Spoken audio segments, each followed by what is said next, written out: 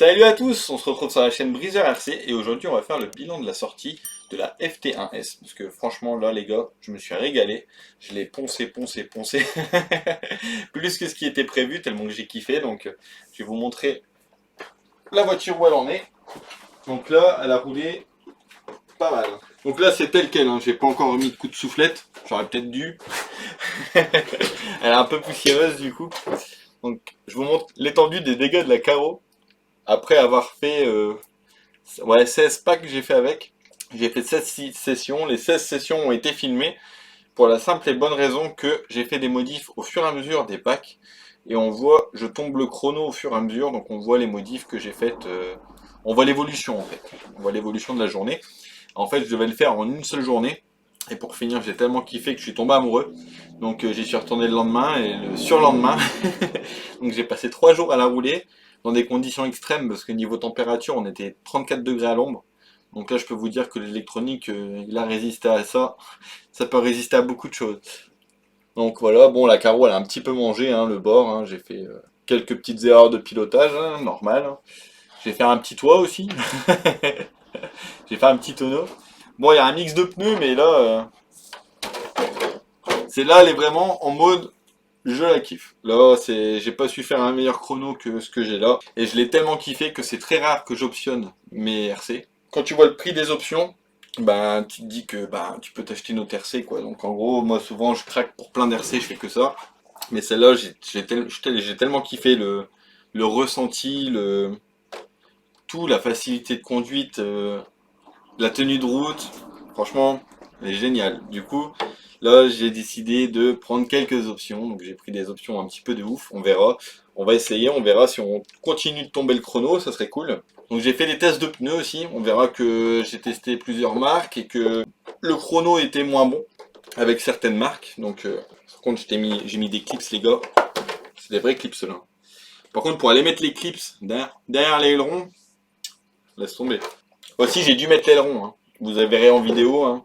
L'aileron sert à beaucoup de choses. Je ne pensais pas et franchement, sans aileron, bah, c'est mort. Donc voilà la bête. Après avoir enchaîné, comme je vous disais, 16 sessions intensives par des températures extrêmes. Donc là, je vous le cache pas, après chaque session, le moteur avec le ventilo en route était à 110 degrés. C'est pour vous dire la qualité du moteur. Hein. Franchement, ça a tenu 110 degrés tranquille. Donc ce que je faisais ma session de 6 minutes. Après, je laissais le vent, comme mon ventilo il est sur l'alimentation, je laissais le ventilo en route pour refroidir pendant une demi-heure. Et pendant cette demi-heure là, je prenais mon TT, le TT 4x4, et j'allais rouler sur la piste TT. Et après je revenais et hop, je changeais, tac, une fois que le moteur il avait refroidi, et c'était reparti. Donc je peux vous dire que là, c'est vraiment 16 packs conditions extrêmes. Et troisième jour, en fait, j'ai eu le ventilo de devant qui a lâché. Et ce qui s'est passé, c'est qu'il n'a pas tourné et j'ai fait une session sans ventilo. Donc la session s'est faite complète. Donc, mais quand j'ai arrêté la voiture, bah, ça a tellement chauffé. Là, je sais pas à combien de degrés j'étais, mais j'étais vraiment à un degré super élevé. J'ai réussi à, à dessouder les 3 pôles dans le moteur. Donc en gros, j'ai démonté le moteur, j'ai rechargé en soudure les pôles, j'ai remonté le moteur, j'ai remis un nouveau ventilo, donc j'ai changé de support. Donc en fait, le ventilo, avant, il était sur le support intégré au pare-choc qui est là. Sauf qu'avec les chocs et tout, bah, ça a bloqué l'hélice. Et en fait, du coup, bah, j'avais plus de ventilo. Donc là, j'ai changé de support. Je suis monté avec un support ici, Team Power en aluminium, en 70-75. Et je suis venu le placer comme ça, en biais. Donc là, c'est le système de dépannage. Donc j'ai mis un ventilo WTF, franchement ça souffle bien. Et là, bah, plus de problème, hein, c'était reparti. Pour ceux qui veulent savoir ce que j'ai en pignon et en couronne. En pignon, je suis en 49. Et en couronne, je crois que c'est... C'est une couronne de combien celle-là? 88, je crois.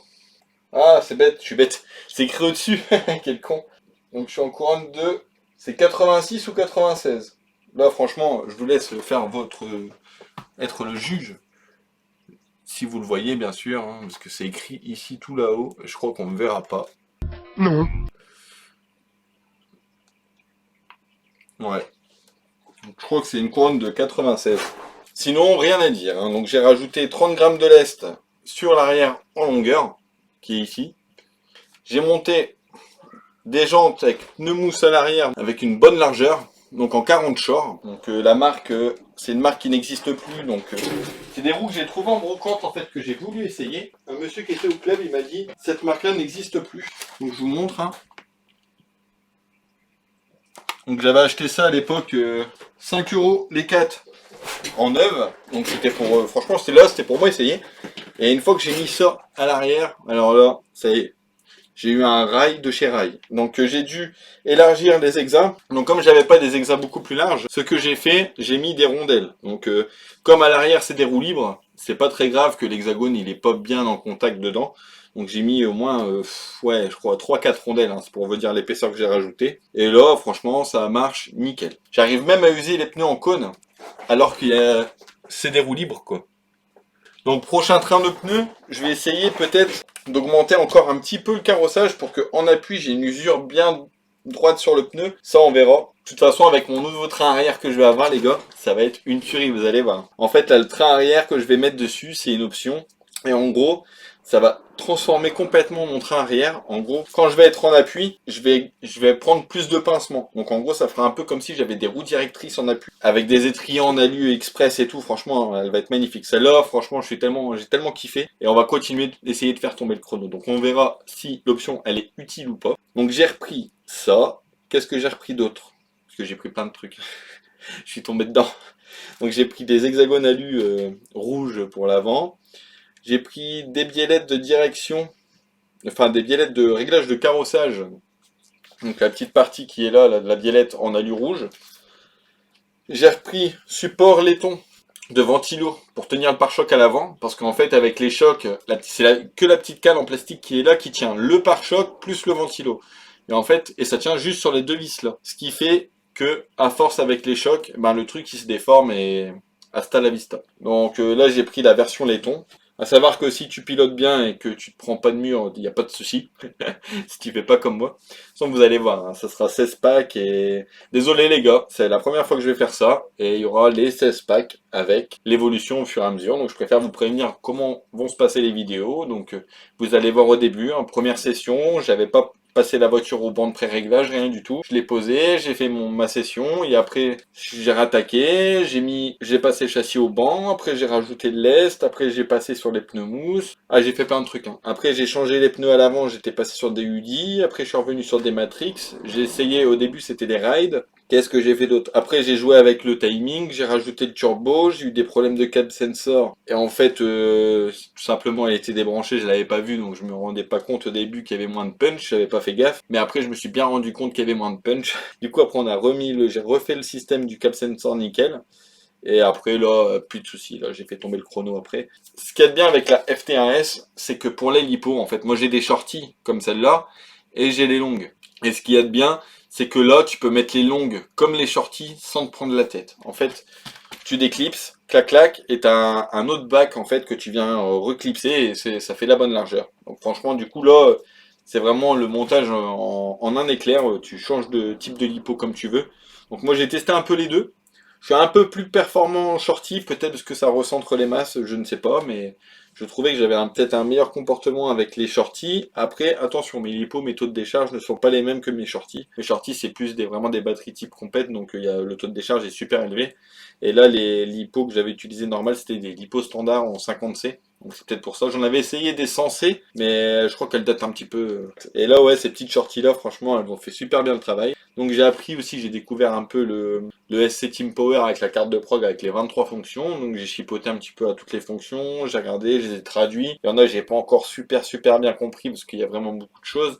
Mais il y a des trucs que j'ai bien compris. Hein. J'ai compris qu'il y avait le boost, on peut choisir la puissance du boost, la, à quelle durée il va se déclencher, et une fois qu'il se déclenche, combien de temps. Et on peut faire la même chose avec, il y a le turbo timing aussi. Donc tu as le timing au niveau de l'ESC et tu peux régler ton timing aussi au niveau du moteur.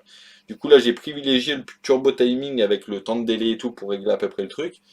Et j'ai évité de toucher au timing au niveau du moteur parce que je sais que quand tu touches au niveau du moteur ça chauffe beaucoup. Si tu veux te faire exactement la même, le partenaire de la chaîne a mis en ligne un pack complet de la FT1S comme elle est là, avec le même électro, tout pareil, juste le moteur. Moi j'ai un moteur Root Dog. Là, lui, ça sera un moteur plutonium, donc c'est un moteur mieux refroidi. Donc c'est au-dessus du Root Dog. Déjà le Root Dog a super bien fait le travail, donc je pense que le Plutonium ça doit être vraiment bien. Donc il y a tout le même, cerveau de direction, franchement là tu prends celle du partenaire qui a fait le pack et c'est exactement la même chose. Par contre il a vraiment fait un pack full, hein. Vous allez voir le prix refroidit un petit peu, mais c'est parce que en fait il est full, il est comme la mienne. Donc t'as la lipo shorty, t'as la radio, t'as le moteur, t'as bah, le combo quoi. T'as les roues, t'as la carreau. En fait, il te manque juste un chargeur et t'es équipé pour aller rouler sur piste directement. Donc ça, franchement, c'est super cool. Et au moins, bah, vous allez voir ce que ça donne en vidéo. Franchement, j'étais sur le cul. Donc Thomas, j'espère que ta cartan T410 FWD, je vais essayer de la régler hein, pour qu'elle essaye de battre celle-là. Mais là, tu vas voir les vidéos. Franchement, la barre elle est haute là. Moi perso, je suis plus rapide avec la traction qu'avec mon DTM. Après, je suis pas un grand pilote de DTM, mais franchement, c'est un truc de fou. Là, j'ai juste eu un problème, c'est qu'il faisait tellement chaud que mon huile que j'ai mis dans mon diff, c'est de la 1 million à l'avant. Et en fait, avec la chaleur, donc au début, regardez, là c'est bien dur, tu vois, c'est nickel. Et en fait, avec la chaleur, ça moulinait tellement que c'est devenu super fluide, comme si j'avais de la 1500 quoi. Et du coup, je perdais beaucoup de vitesse en virage. Donc là aussi, j'ai commandé, on va essayer. Hein. Soit celui-là, je vais regarder pour mettre plus dur ou mettre plus de graisse. Peut-être que j'en ai pas mis assez. Mais je vais tester quand même. J'ai commandé le spool. Donc j'ai monté le spool à l'avant et on verra ce que ça donne. En gros, le spool, c'est quoi? Le spool, c'est pour avoir le diff bloqué pour ceux qui ne connaissent pas. Donc c'est une option qui est pas très chère. Hein. Là, ça, par contre, ça m'a surpris. C'était 17 euros. J'ai trouvé ça cool. Parce que tu as le spool, tu as les noix, t'as tout complet quoi. Donc là tu prends ces plug and play. Par contre pour l'accès au diff là-dessus c'est un petit peu casse-couille, il faut démonter pas mal de choses.